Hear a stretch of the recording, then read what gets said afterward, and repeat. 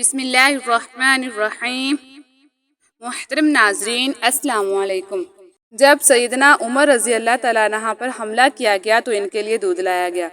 جیسے ہی آپ نے دودھ پیا تو وہ آپ کی پسلیوں کے زخم سے بہہ نکلا۔ طبیب نے ان سے کہا، اے امیر المومنین، وصیت فرما دیں، آپ زیادہ دیر زندہ نہیں رہ سکیں گے۔ تو انہوں نے اپنے بیٹے عبداللہ کو بلایا اور کہا کہ حذیفہ بن الیمان کو میرے پاس بلاؤ۔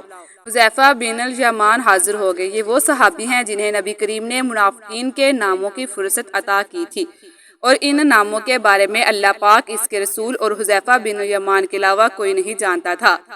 حضرت عمر نے پوچھا جبکہ خون ان کی پسلیوں سے بہہ رہا تھا کہ اے حذیفہ بن الیمان، میں آپ کو اللہ کی قسم دے کر کہتا ہوں، کیا اللہ کے رسول نے میرا نام منافقین کے ناموں میں لیا ہے یا نہیں؟ یہ سن کر حذیفہ بن الیمان کی آنکھوں سے آنسو جاری ہو گئے اور فرمایا، یہ میرے پاس رسول اللہ کا راز ہے جو میں کسی کو نہیں بتا سکتا۔ آپ نے پھر پوچھا، خدا کے لیے مجھے اتنا بتا دیں کہ اللہ کے رسول نے میرا نام شامل کیا ہے یا نہیں؟ حذیفہ بن الیمان کی ہچکی بند گئی اور کہتے ہیں، اے عمر، میں صرف آپ کو بتا رہا ہوں، اگر آپ کی جگہ کوئی اور ہوتا تو میں کبھی بھی اپنی زبان نہ کھولتا، اور وہ صرف اتنا بتاتا ہوں کہ رسول اللہ نے اس میں آپ کا نام شامل نہیں کیا۔ حضرت عمر نے اپنے بیٹے عبداللہ سے کہا کہ دنیا میں میرے لیے ایک چیز باقی رہ گئی ہے۔ حضرت عبداللہ نے پوچھا، وہ کیا ہے ابا جان؟ حضرت عمر نے فرمایا، بیٹا، میں جوار رسول صلی اللہ علیہ وسلم میں دفن ہونا چاہتا ہوں، لہٰذا ام المؤمنین حضرت عائشہ کے پاس جاؤ۔ ان سے یہ مت کہنا کہ امیر المؤمنین عمر، بلکہ کہنا کہ کیا آپ عمر کو اپنے ساتھیوں کے قدموں میں دفن ہونے کی اجازت دیتی ہیں، کیونکہ آپ اس گھر کی مالکن ہیں۔ تو ام المؤمنین نے جواب دیا کہ یہ جگہ تو میں نے اپنے لیے تیار کر رکھی تھی، لیکن آج میں اس عمر کے لیے ترک کرتی ہوں۔ عبداللہ ابن عمر شادہ فرحان واپس آئے اور عرض کی اجازت مل گئی ہے۔ عبداللہ ابن عمر نے دیکھا کہ حضرت عمر کا رخسار مٹی پر پڑا ہے، تو انہوں نے آپ کا چہرہ اٹھا کر اپنی گود میں لے لیا۔ حضرت عمر نے اپنے بیٹے کی طرف دیکھا اور فرمایا کہ کیوں تم میرا چہرہ مٹی سے بچانا چاہتے ہو؟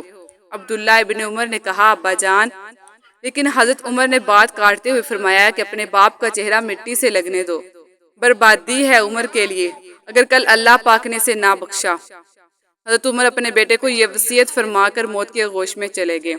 اے میرے بیٹے، میری میت مسجد نبوی میں لے جانا اور میرا جنازہ پڑھنا، اور حذیفہ بن الیمان پر نظر رکھنا، اگر وہ میرے جنازے میں شرکت کریں تو میری میت روضہ رسول اللہ کی طرف لے جانا اور میرا جنازہ روضۃ الرسول کے دروازے پر رکھ کر دوبارہ اجازت طلب کرنا اور کہنا، اے ام المومنین، آپ کا بیٹا عمر، یہ مت کہنا کہ امیر المومنین، ہو سکتا ہے کہ میری زندگی میں مجھ سے حیا کی وجہ سے اجازت دی گئی ہو، اگر اجازت مرحمت فرما دیں تو دفن کرنا، ورنہ مجھے مسلمانوں کے قبرستان میں دفن کر دینا۔